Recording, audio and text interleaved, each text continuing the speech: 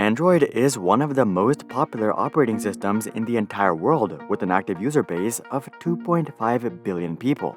Many people swear by Android and would never even consider iOS thanks to Android's versatility and freedom. Considering this popularity and strong fan base, you would think that Android's founder is a business icon like Bill Gates or Steve Jobs, but this is not the case. In fact, there's a large group of people who despise the founder of Android, Andy Rubin. Google actually paid Andy $90 million to leave the company in October of 2014. And when the details regarding his resignation from the company became public, 20,000 Google employees participated in a walkout protest. Things actually got so heated that many shareholders filed lawsuits against Google, and Google would end up settling for $310 million in 2020. From Google's perspective, there's no doubt that this $400 million, along with the estimated $50 million they paid to acquire Android, were more than worth it. But the same cannot be said about Andy, given that he not only missed out on billions of dollars by selling to Google, but also lost his reputation. So here's what happened to Android's founder.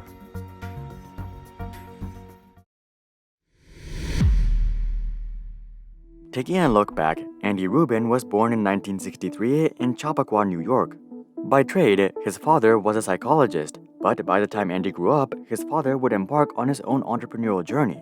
He opened up a marketing firm that took pictures of the latest electronic gadgets. This gave Andy unprecedented access to newly released or even pre-released tech, and this is what really sparked his interest in technology. Andy would end up attending the local high school in a city called Horace Greeley High School, and he would graduate in 1981. Following his primary education, Andy would enroll in Utica College and major in computer science. Despite this background in software, Andy didn't instantly pick up a coding job at a tech firm.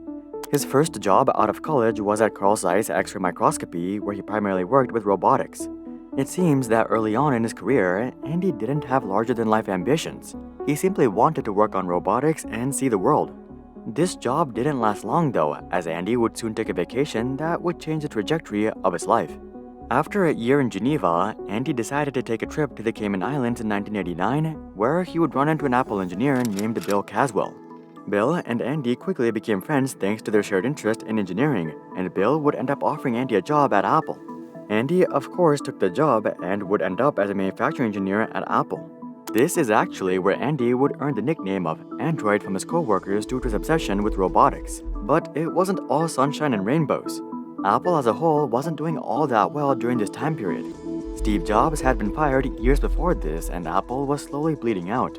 So, in 1992, Andy switched over to a spin-off of Apple called General Magic that seemed to have much better potential. Most of us have probably never heard of General Magic given that the company shut down 20 years ago. But within the tech world, General Magic is often credited as being the most important dead company in Silicon Valley. They worked on several groundbreaking technologies, including smartphones, mobile operating systems, e-commerce, social media, and even emojis. There's even a full-on documentary on General Magic if you're interested. But while they had game-changing ideas, these visions never turned into tangible success, and Andy would switch to Web TV in 1995 and become a communications engineer. Web TV focused on making the internet accessible through TVs and would be acquired by Microsoft for $425 million in 1997 and turned into MSN TV. Andy stuck around for a few years after the acquisition, but in 1999, he would decide that he was done with jumping from one tech company to another. He wanted to work on something much larger, so in 1999, he would quit his job at Microsoft and found his first company. Andy's first company wasn't Android, but actually a company called Danger Inc. Andy co-founded this company with two of his friends, including Joe Britt and Matt Hershenson. The company focused on creating software and services for mobile devices, and one of their first major partnerships was with T-Mobile. If you were born in the early 1990s, I'm sure you remember the T-Mobile Sidekick. It was that phone that you could slide open and type on using a full keyboard. Danger was actually the company that wrote all the software for this device, and they also played a significant role in the design of the phone as well. The default search engine on these devices was Google.com, and this would catch the attention of Larry Page. Larry and Andy would end up meeting in 2002 at a Stanford event, and this would be the beginning of a decade-long relationship. Danger would go on to release several iterations of the Sidekick, but Andy wanted to focus on the software side of Danger.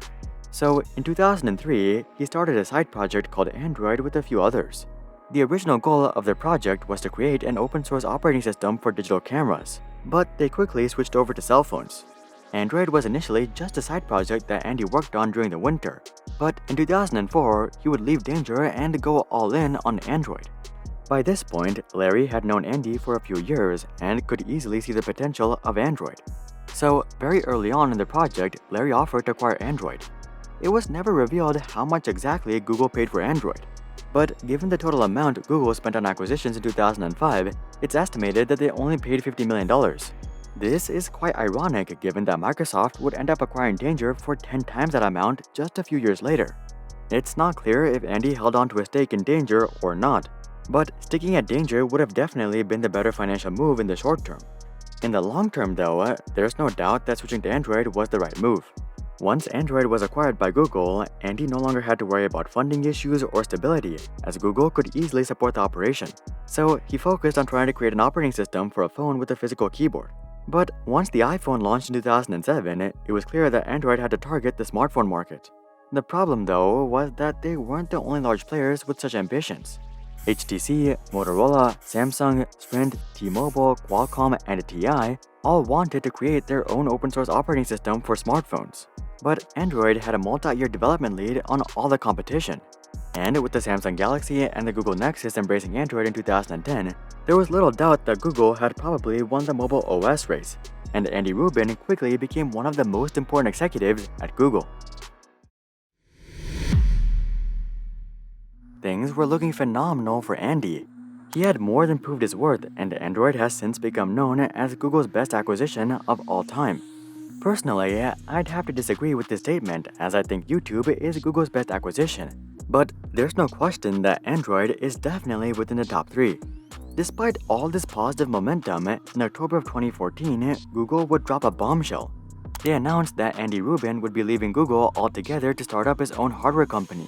This was completely unexpected, not only to the tech world, but even to most of Andy's co-workers within Google. None of them had expected Andy to leave Google so abruptly, given that he seemed pretty content with his role there. Speculation surrounding Andy's departure became rampant. Did Andy get bored with Android? Did Andy and Larry have a conflict? Did Andy not like the direction in which Google was taking Android, and so on and so forth? Despite all these questions, both Andy and Google remained pretty quiet about the situation, and after a few months, the media moved on to the next piece of drama within the tech world. It wasn't until 4 years later that the New York Times uncovered what truly unfolded. According to the New York Times, Google had received a complaint from at least one Google employee that Andy was involved in misconduct and harassment. Google apparently investigated the allegations and determined that they were in fact credible. It was clear to Google's executives that they could no longer associate themselves with Andy. But at the same time, Andy had played such an influential role at the company that they didn't just want to fire him. So they basically told Andy, "Hey Andy, we know what you did. We're not gonna escalate this to the authorities or oust you publicly. But we also can't have you stay here, so just take this $90 million and leave." Andy, of course, denies all of this and claims that his departure from Google was 100% amicable. And technically, these allegations were never confirmed in court, so there is no verdict on Andy's guilt. Nonetheless, when the news broke, people around the world, and especially Google employees, were livid. Many felt that Google should have fired Andy on the spot and reported him to the authorities instead of sending him off with $90 million. And tens of thousands of these guys would stage a walkout protest against Google in late 2018. As we touched on at the beginning of the video, these protests would escalate into lawsuits against Google that would stretch out for years. Google would apologize for the mishandling of past cases and to confirm that no future employee that is let go for misconduct allegations would be eligible for a severance package. They also agreed to invest $310 million into new diversity, equality, and inclusion measures that would prevent such situations from reoccurring. And with that, Google had completely washed their hands of Andy Rubin. But for Andy, it wasn't nearly that easy. After leaving Google, Andy co-founded a venture capital firm called Playground Capital. Thanks to all of the team's connections within the tech world, in 2015, they were able to raise $300 million in venture capital from investors including Google, HP, Foxconn, and Tencent.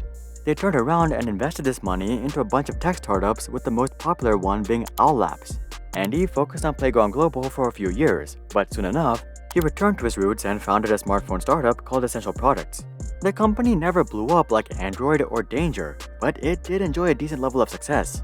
However, this would basically evaporate overnight once the allegations about Andy came out.